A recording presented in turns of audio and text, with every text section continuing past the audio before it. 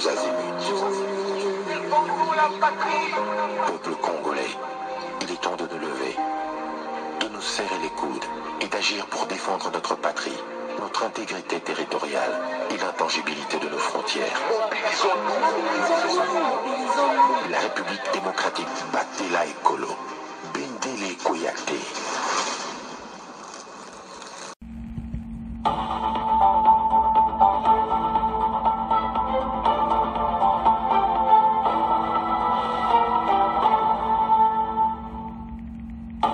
Bonsoir, bonsoir, bonjour, c'est Congo News 24. Bande Konanga, comme toujours avant de commencer notre émission, nous disons merci à Dieu. Nous disons merci à nos chers abonnés et téléspectateurs qui nous suivent partout dans le monde et en RDC. Bande Konanga, soyez les bienvenus. À la une, chers téléspectateurs, la décision vient de tomber, Bandeko. Washington épingle le Rwanda et AFC 1-23. Et puis, Yebisi Bango et ba quitter le sol congolais. Oyo kaka position Washington et changé te pe ba expliquer sur contrat ya USA et Maxolo Kitoko. Tous à la connecter, peut-être développer mon émission. Chers téléspectateurs, nouvelle couille. Tebisa Kibinete Makambu Oyo. Il n'y a qu'un seul gagnant, c'est la RDC. Mais toko landawa de près, Masolo Ndenge Kobetam. Bandeko, Bolos, Asalaki tourne nae.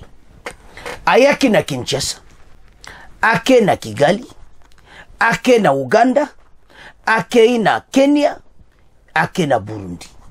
Atambona ba pays wana nyonso oeza na kati ya makambo to vivre na est. Aye na conclusion. Décision ekweli kola messe. Mais avant de commencer la décision, tu nous expliquer ma solo oyo très bien. Parce que battu beleti le bazana ba doute. Même avant de commencer la décision, accord oyo à USA na RDC et bandaka na l'heure ya Biden. Il a même dit ça dans la conférence de presse au Asalaki hier. C'était hier soir.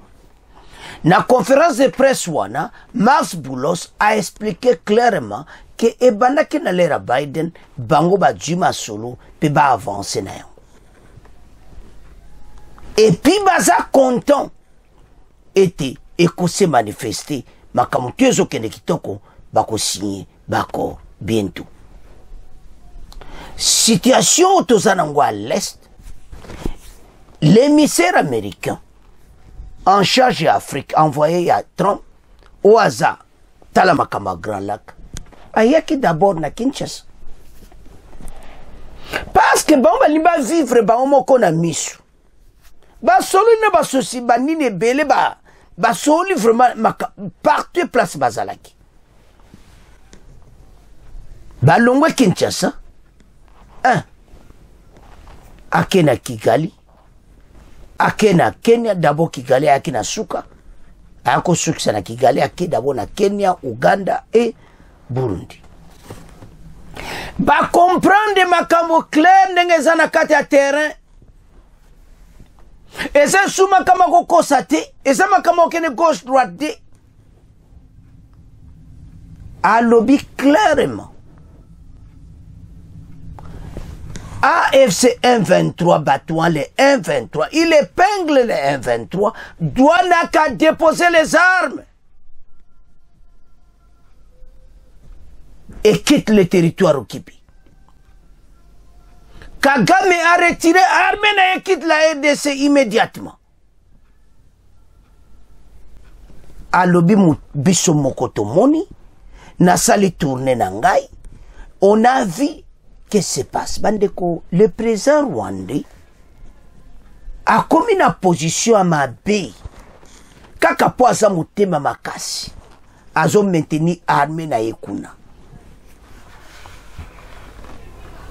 Azawana azana situation difficile. Soko zotala makambo ezo le kanakata terrain pour le moment.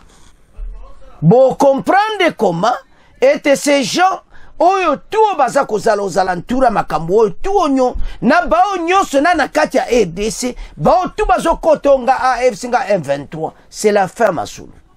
Ezali susu mutu moko te soko Amerika décide mutu akeli koona ngo azati tozozela kaka ba norme 2773 wana ekoya moto na ndenga kosakana te parce que eloko ni ba Amerika bazos basalaki atindaki epo mutu awangana te kayaki amoni ye moko na misu akomi na kata terrain place makambo ngo eza amona bio Kagame asololaki na ye président rwandais ayebisaki en face et comme tonjo armée no abima ba M23 bango ba quitter Goma na Bukavu ba américain baza clair et puis à lobby bien que naza clair ils n'ont pas mâché les mots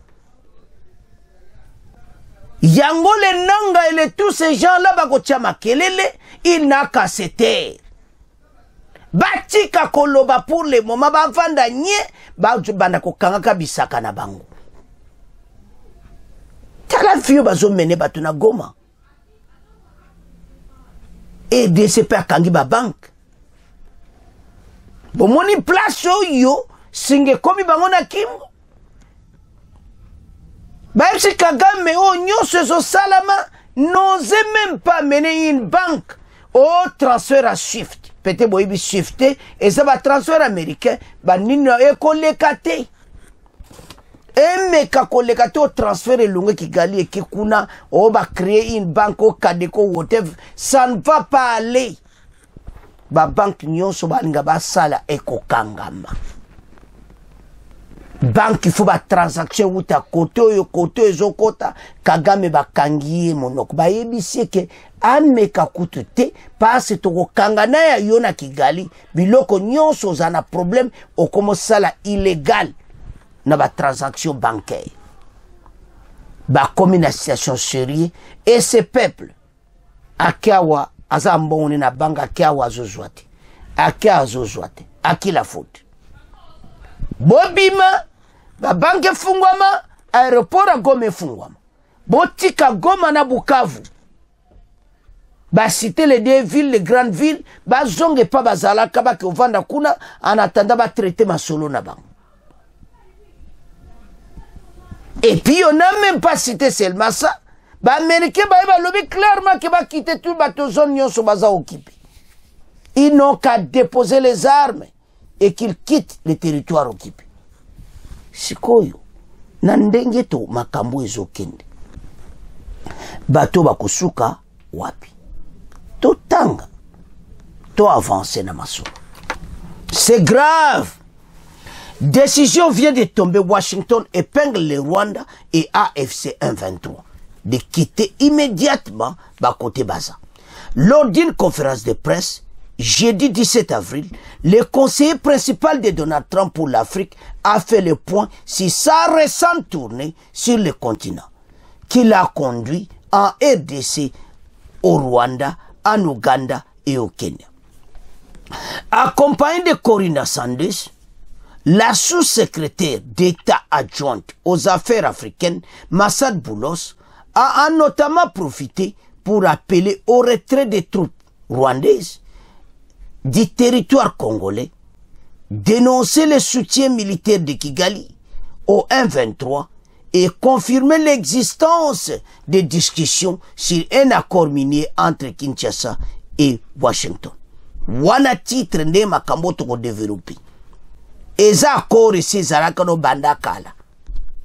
À l'issue de la tournée de Massad Boulos dans la région des Grands Lacs, qui l'a conduit en RDC, au Rwanda, en Ouganda et au Kenya, entre le 2 et le 9 avril, la position des États-Unis sur le conflit qui déchire l'Est congolais reste inchangée. Pour Zolanda, avec décision na bango échangé té.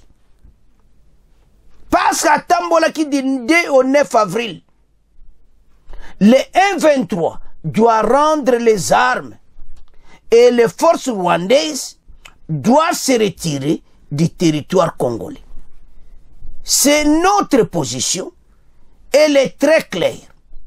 Nous l'avons exprimée sans détour et nous allons continuer dans ce sens. A ainsi déclaré l'émissaire américain pour l'Afrique lors d'une conférence de presse au cours de laquelle il n'a pas mâché ces mots jeudi 17 avril. Bande kotanga saka on le mâché qui va monter. Azaki clair. Azo yebisa les M23 va déposer les armes. C'est clairement le bazar sans détour. L'armée rwandaise va quitter le sol congolais.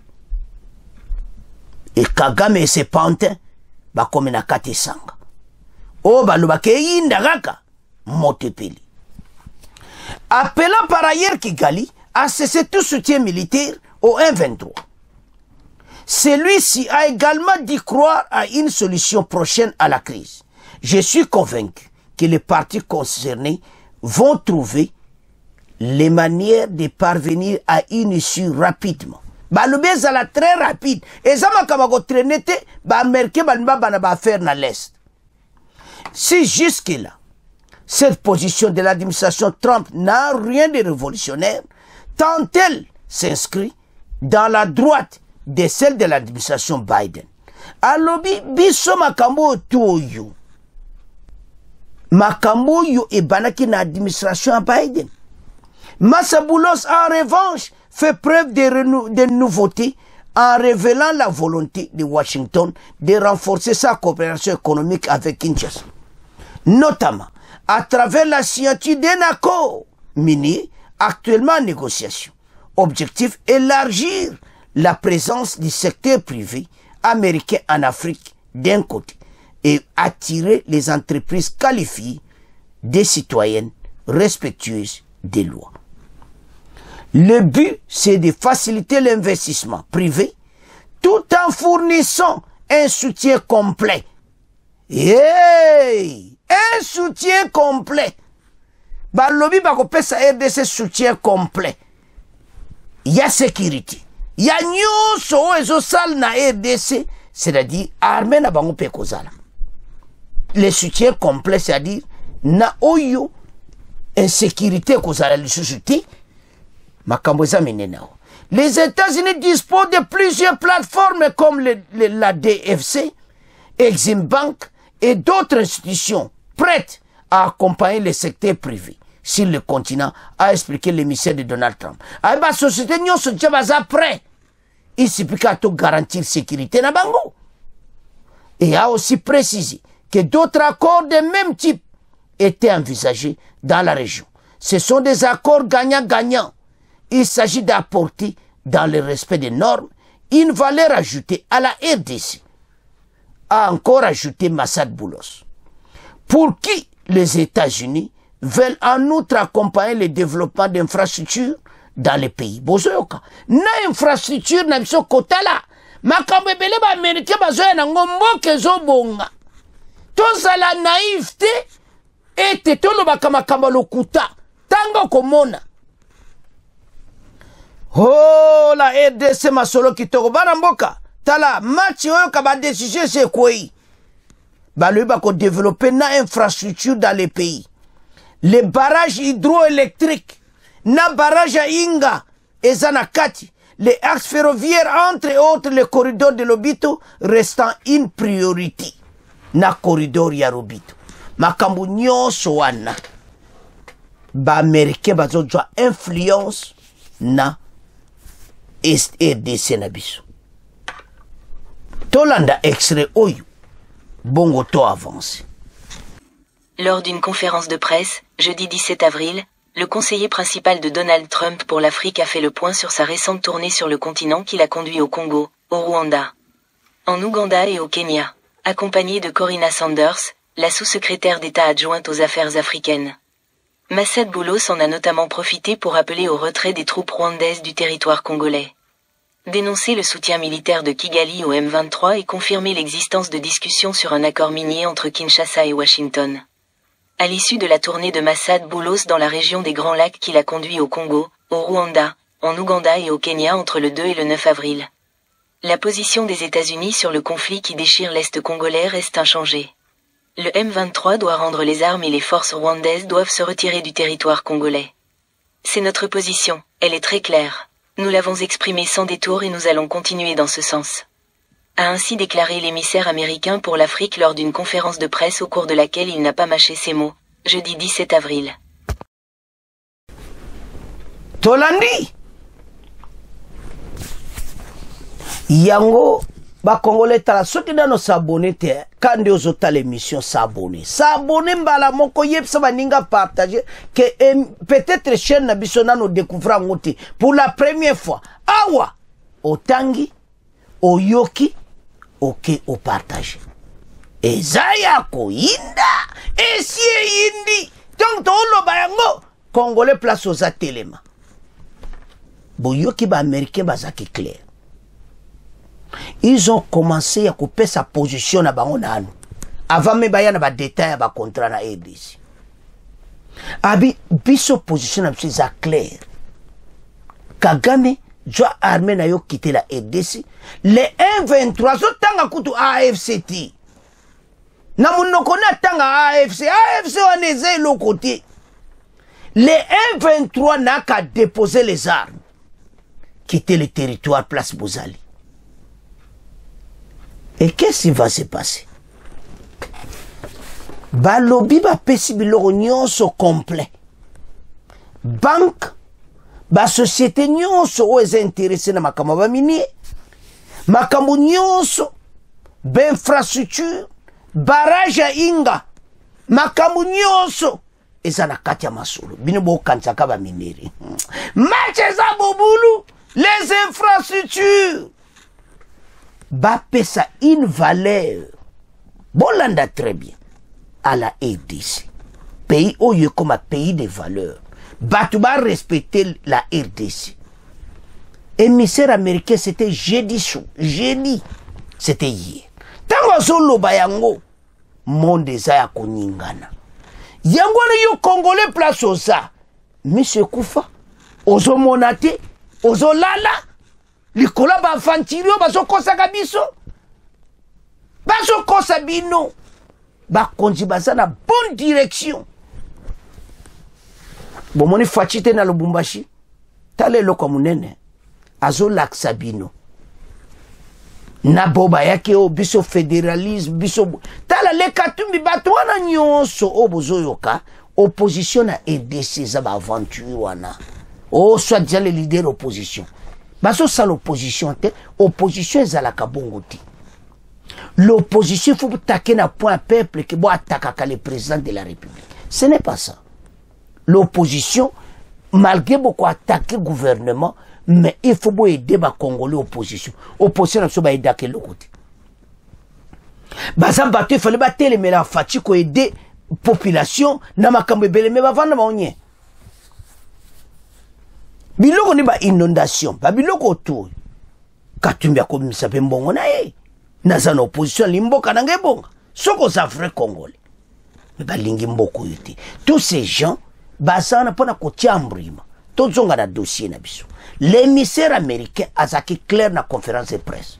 Ba komi même tanga yango bien. Reporter à lobby, il n'a même pas mâché ses mots. Tanga zolo bana Kagame a quitté. Alors, on a inventé, on a déposé les armes, on a quitté. On n'a même pas cité AFC. Bah, Vandanier, et l'Okwezati, c'est coquille vide. Il n'y a rien. Le monsieur avec ses panthères est comme Tabayoka. Et qu'est-ce qui va se passer? Bazo sien bakor américain bako kita. Bako ya bango mokoti. Bako kita na armée américaine. Na yoki déjà bandoki à Congo bazolo ba est-ce que comme colonisation totika makelele. Pourquoi il dit ça? Parce que ba monete ma gouvernement zokene na victoire na masolo à est. Et ils ont tous ba okanga munoko na bango. Ce qui est la perquisition comme Keneti na bakota elanda kwa Kabila pourquoi? Et kozali shundenge zalaki liboso te RDC. Mutu mota zo décide de la loi na kati ya Congo. Yango gouvernement auto kenango. Na boba zo tia motema ke fatia ko prolonger mandat. Non. 2028.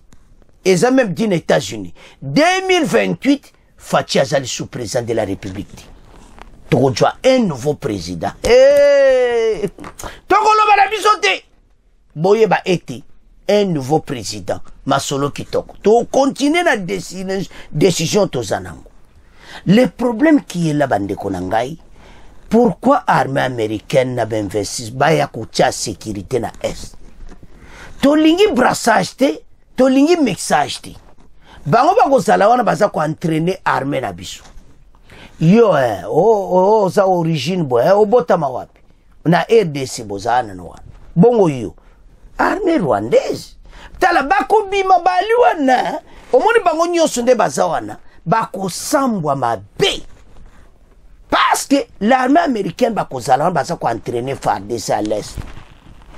Boyo kitena ba koro anyos na be infrastructure makambo ibele makambo ezebele ba ocha kimena es ba monete awa masola kitoko ezali tala ce qu'ils oublient bweba yebse ba Kenya Uganda boko bénéficier ce qui le loyo biso ba entreprise américaine nyonso yo salawana toko traiter na bino nyonso ba Burundi yo nyonso boza so mpia kate bino moko bozo bebisa. Alors ba 1-23, on gagne za Congo, les rwandophones et tout ça. Et ça facile. Il y en a des Rwandais qui sont bons, qui sont nés en RDC. Ba ebina bango bango. Ndenge bazawan. Ba musuku ndeto lo ba basa na FARDC. Momona bango te les généraux origine rwandaise bazawanati. Bango ku nde bato okata makambo.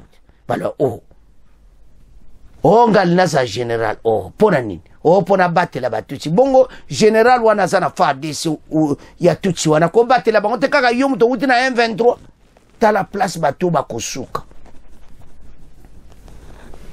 bazo nyokola ba rwandophone ba américain ba biso tozawa titozo monati rwandophone mo te bazo nyokola ta la Kagame ko koma na pwe mona oyebisa bino soki ba américain ba vandi na l'est bazo sala boulot na bomba congolais ba dju ba boulot kitoko misale mbandi ko sala mana est Kagame na ba M23 na ye baza na place à mixage na brassage de chouchouti parce que y en a déjà ce mixage déjà bazalaka ba oyo baza na bonne foi ko travailler sur la RDC baza déjà kuna il n'y aura plus. Ce qui boba zore na M23 na baika kia tokoti ba solo et bien ngana okoma général la FARDC ozolota ba américain ba olaxo wa parce ba otuna yolingo za général ponani ona na batela ba rwandophone ba olaxo kaka yaka général rwandais muso abimika ka wazana bazawana na kati ya FARDC congolais nyoso makana lo bayebi bongo nani rwandophone bo ya ko batela ye azana kati ya FARDC bo kaka yo muto uti na M23 ya ko batela bango n'y aura plus bo ba kotaka liboso wana match la moyo konka ba bongsa bango ndeni ba travailler na mboka oyo n'y aura plus destino tozo ke nango yango nezo continue et puis ozo kame bananga tala nanga za suna likamba kolobati ndenga zawana basi bakangie munoko akomi na problème. Il n'a même pas un mot à dire. Ba richesse ezokende Rwanda. Nanga misu rouge. Nanga kumo mona pendaki oke na saki erreur. Nanga zo mona des peuples congolais zo souffrir na Goma. Mais il n'a rien à dire. Décision za Kigali. Au moni place à c'est juste.